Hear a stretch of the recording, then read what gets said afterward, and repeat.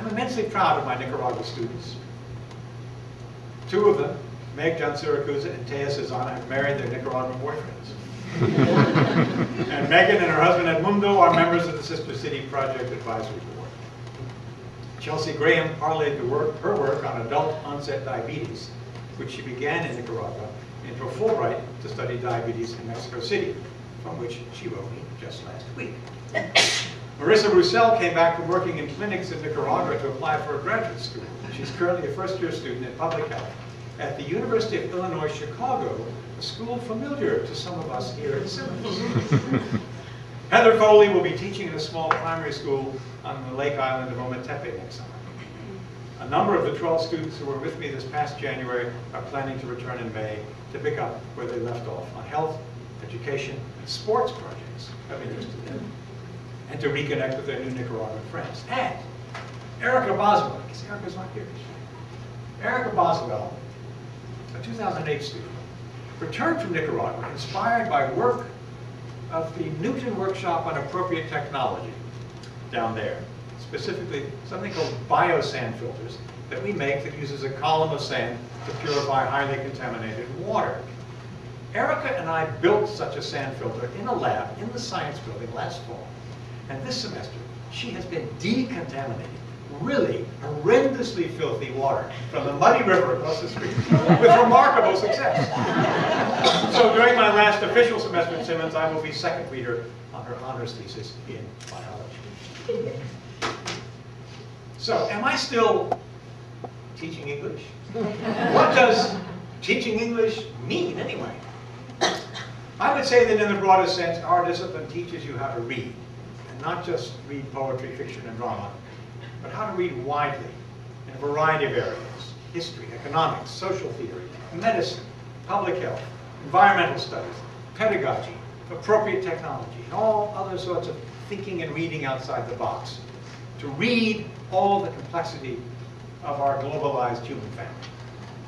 As Paulo Freire says, we need to learn how to read not just the word, but how to read the world. In that sense, I'd say that all sorts of vigorous thinkers all over the intellectual map are honorary English majors.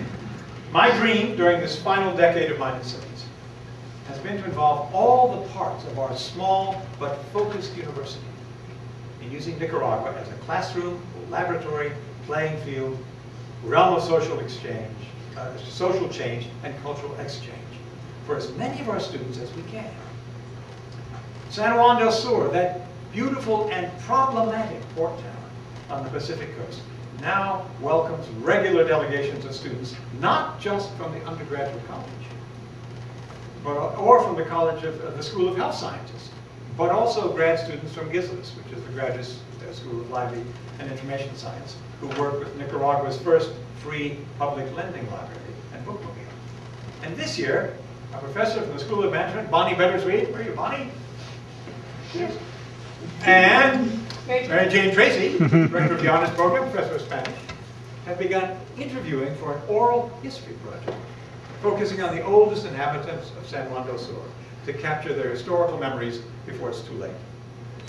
Only the School of Social Work has yet to sign up. It's only a matter of time. Let me close with a perspective that looks both backward and forward. I mentioned a moment ago that Marissa Roussel, class of 2008, is now in the School of Public Health at the University of Illinois, Chicago. But in her senior year, she was also in charge of the stunning production of the Vagina Monologues, sponsored by the Women's Center at Simmons. Last May, the Women's Center presented a substantial check representing the proceeds from the production to Dr. Rosa Elena Bello, our remarkable Nicaraguan friend and colleague, who was planning to build a battered women's shelter, the first in southern Nicaragua and one of only a handful in the entire country. In January of this year, construction was begun on that shelter. The site was visited by nursing student Claire Moynihan, who after her return from Nicaragua was herself in charge of the Vagina Monologues this year. I was sorry not to see this year's show, but one of my IDS 228 students, Kate Proto, acted in it and reports that this year too, proceeds from the production will be donated to support the construction and continuing operation of the Albergue para Mujeres Abusadas. Is that right? Getting the check to Dr. Bello should be no problem. In May, Simmons will be celebrating her tireless work for social justice, public health, and education in Nicaragua, including her liaison work with visiting Simmons students, by awarding her an honorary doctorate. Among other things, she and my wife Margaret have invented a highly successful free high school for adults to serve those such as young mothers who have been locked out of the public high school system in San Juan del Sur. I hope those of you who are around at commencement time will get a chance to meet Rosalena. I consider her to be an honorary member of the Simmons faculty. Will the various Simmons Nicaragua links continue? Let's hope so. The library, nursing, and PT programs have their own momentum now. For my part, I've offered to return from retirement to teach IDS 228 again next year on a contractual basis. At the moment, it's not clear if next year's hyper-stressed budget will have the flexibility to support my teaching the course.